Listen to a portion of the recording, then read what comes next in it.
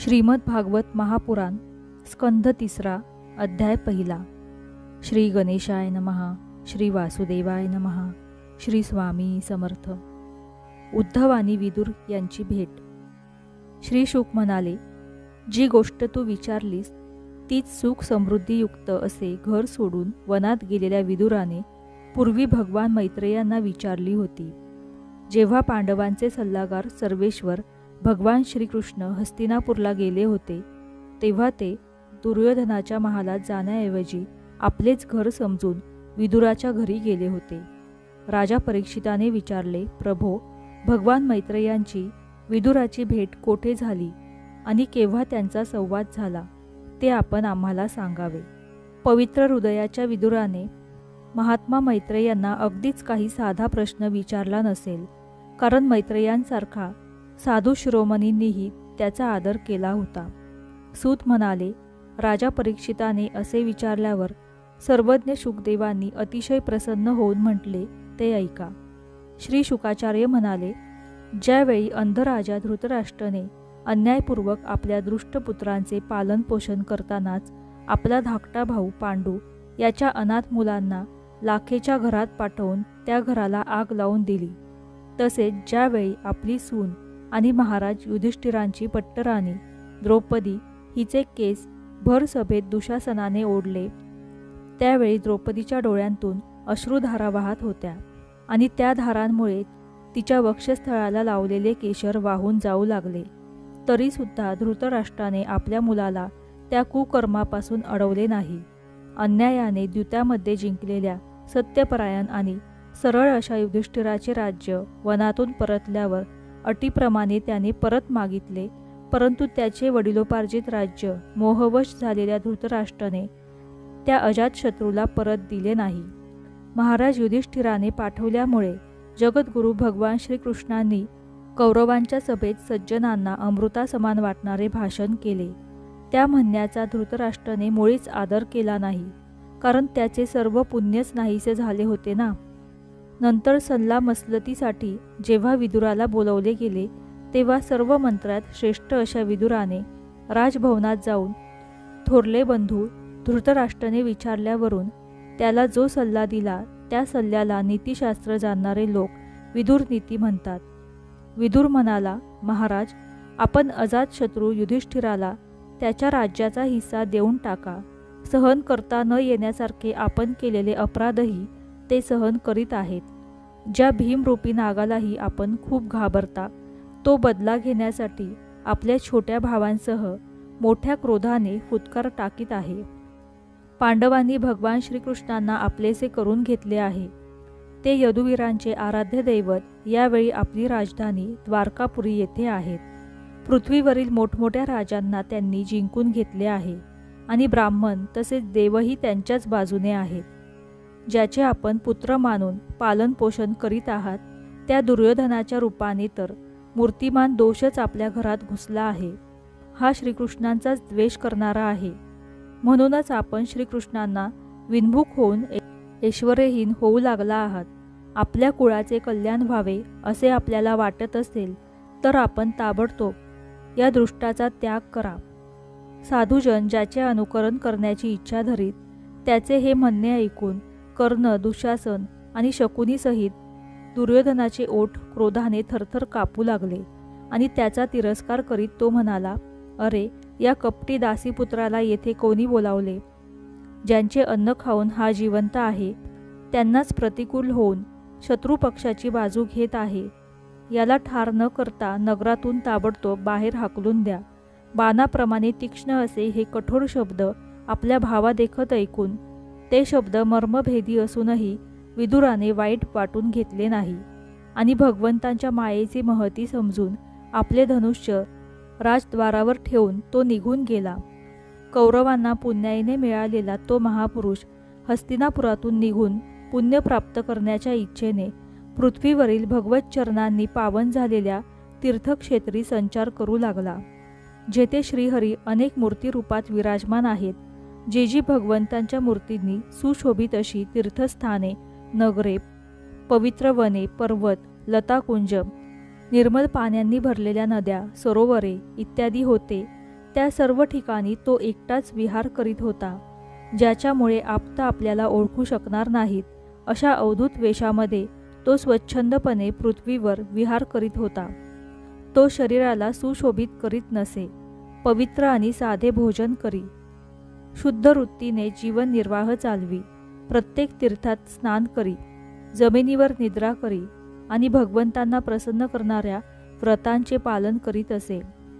अशा प्रकारे भारतवर्षात फिरत फिरत जेव्हा तो प्रभास क्षेत्रात पोहोचला, त्यावेळी भगवान श्रीकृष्णांच्या सहाय्याने महाराज युधिष्ठिर पृथ्वीवर एक छत्री अखंड राज्य करू लागले होते. तेथे त्याने आपल्या कौरव बंधूंच्या विनाशाचे वृत्त ऐकले, जे आपापसांतील कलहामुळे एकमेकांशी लढून नष्ट झाले होते. जसे बांबूंचे जंगल एकमेकांवर घासून पेटलेल्या अग्नीने जळून खाक होते, हे ऐकून तो शोक करीत निमूटपणे सरस्वतीच्या तीरावर आला. तेथे त्याने त्रित, उष्णा, मनु, पृथु, अग्नी, असित, वायू, सुदास, गौ, गुह आणि श्राद्ध देवाच्या नावाने प्रसिद्ध अशा 11 तीर्थात स्नान करून संबंधितांना तिलांजली दिली.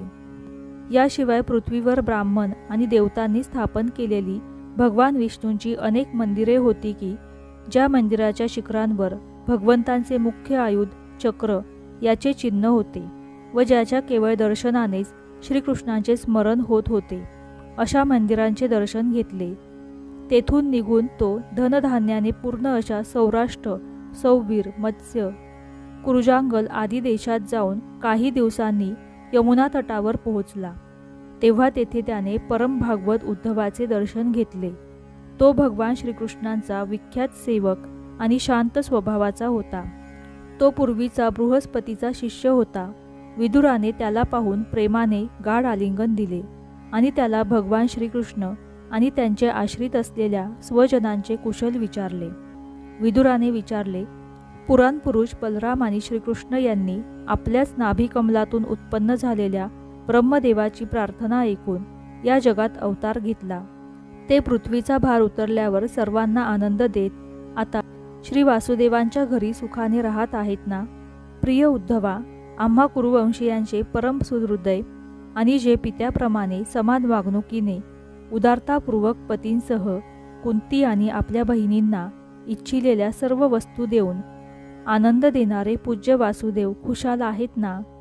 हे उद्धवा, जो पूर्वजन्मी कामदेव होता आणि ज्याला देवी रुक्मिणीने ब्राह्मणांची आराधना करून भगवंतांकडून प्राप्त करून घेतले, तो यादवांचा सेनापती वीर प्रद्युम्न सुखात आहे ना. सात्वत, वृष्णी, भोज आणि दाशार्ह वंशातील यादवांचे अधिपती महाराज उग्रसेन सुखात आहेत ना.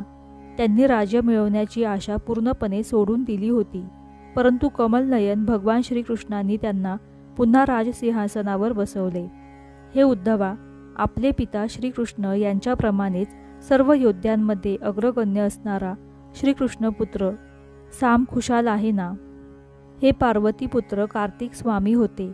अनेक व्रते करून जामवतीने यांना जन्म दिला होता. अर्जुनापासून रहस्यांसह धनुर्विद्येचे शिक्षण घेतलेला सात्यकी सुखरूप आहे ना. योग्यांनाही दुर्लभ अशी भगवत गती सात्यकीला श्रीकृष्णाच्या सेवेनेच सहज प्राप्त झाली. भगवंतांना शरण गेलेला निर्मल अंतकरणाचा बुद्धिमान अक्रूर प्रसन्न चित्त आहे ना. तोच अक्रूर श्रीकृष्णांची चरणचिन्हे उमटलेल्या मार्गावरील धुळीत प्रेमाने अधीर होऊन लोळू लागला होता.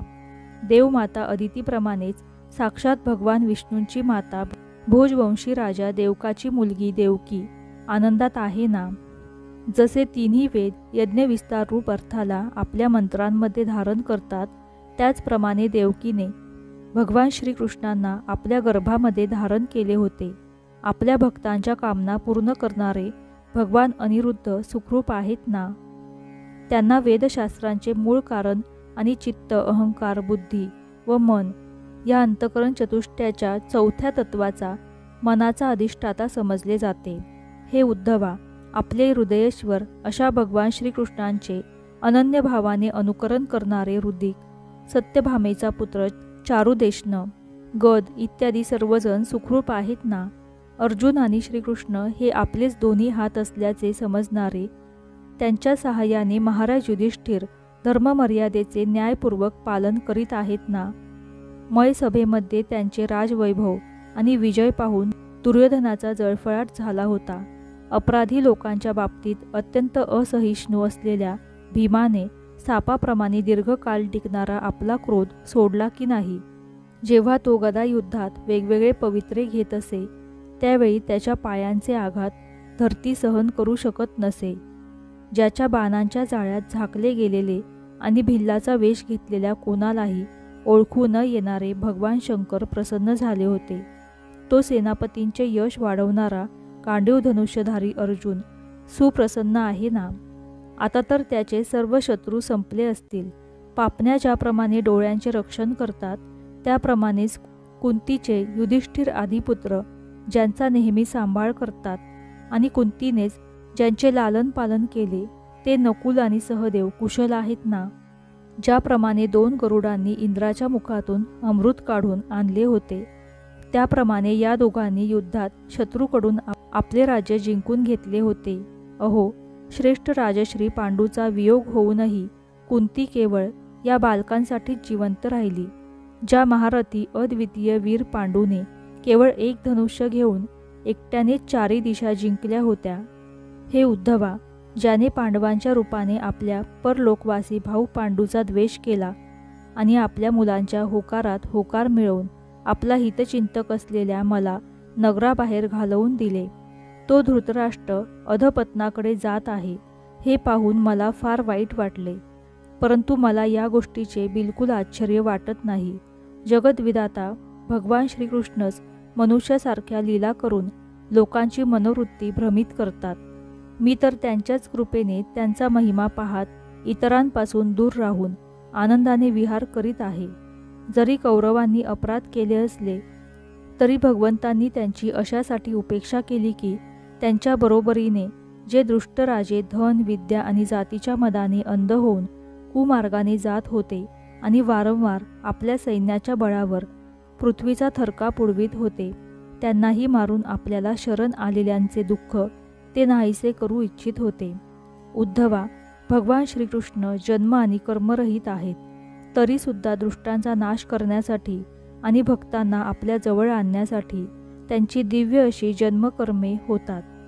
नाहीतर दुसरा अन्य कोण आहे की जो गुणांच्या पलीकडे गेलेला असूनही या कर्मबंधनात पडू इच्छिल.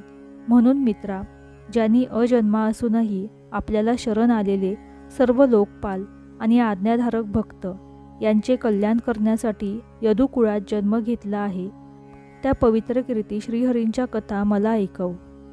अशा रीतीने स्कंद 3 अध्याय 1 समाप्त.